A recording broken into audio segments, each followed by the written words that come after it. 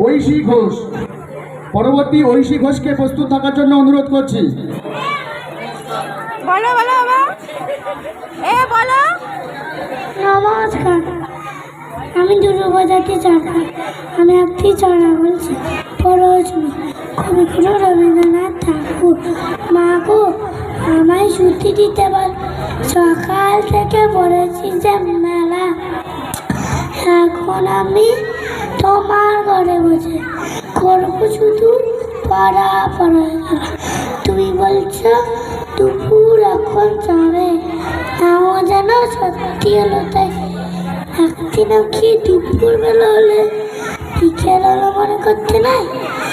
আমি তো বেশ ভাবতে পারি মনে ছুটছি তুলে গেছে এসেছে। বাঘটি বুড়ি সুপ্রি বলে নিয়ে সাপ তুলেছে পুকুর ধারে।